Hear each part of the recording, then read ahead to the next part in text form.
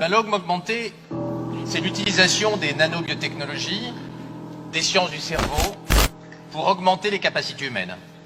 Alors il y a un versant sur le corps, c'est l'homme bionique, c'est l'homme rendu immortel, qui est développé notamment par la filiale de Google destinée à euthanasier la mort, qui s'appelle Calico. Et puis il y a le versant spirituel et intellectuel qui est la neuro-augmentation, c'est-à-dire l'augmentation des capacités intellectuelles par une voie biologique ou par une voie neuroélectronique. Aujourd'hui, la voie la plus importante, c'est la voie neuroélectronique avec deux grandes offensives industrielles.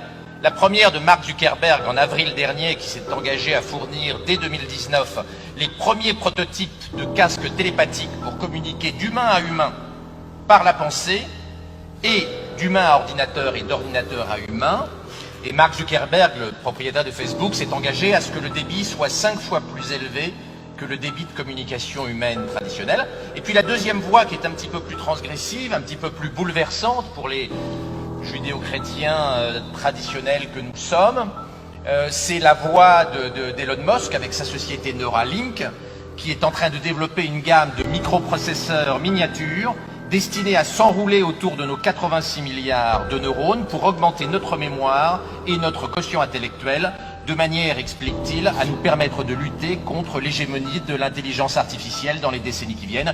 On voit que Tesla, Elon Musk et Zuckerberg, Facebook, nous dessinent un univers d'hommes augmentés, d'hommes cyborgs, d'hommes ayant des capacités intellectuelles plus fortes qu'aujourd'hui, ce qui est bouleversant d'un point de vue philosophique, politique, mais avec également des implications économiques majeures, vous pouvez l'imaginer. Alors nous ne sommes pas dans la science-fiction, tout cela est réel.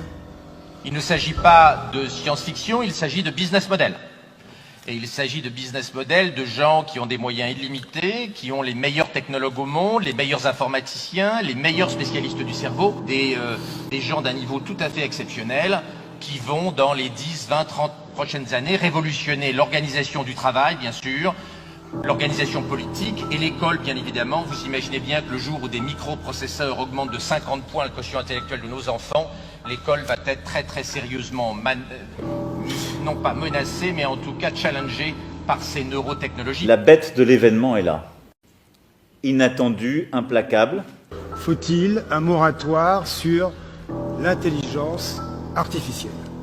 Il n'y aura pas de moratoire sur les nanobiotechnologies, la génétique et l'intelligence artificielle, parce que ces technologies ne sont pas issues de notre vieille Europe, lasse, fatiguée et blasée.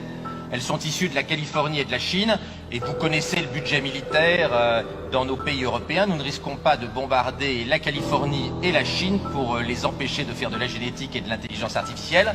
Je pense, même si ce n'est pas un souhait, que Elon Musk a raison et que nous accepterons massivement dans quelques temps, pour nos enfants et nos petits-enfants, l'implantation de microprocesseurs dans leur cerveau pour les rendre égaux et leur permettre de lutter, d'être complémentaires avec l'intelligence artificielle. Nous préférerons la fusion avec l'intelligence artificielle plutôt que la vassalisation. La bête de l'événement est là. Inattendue, implacable.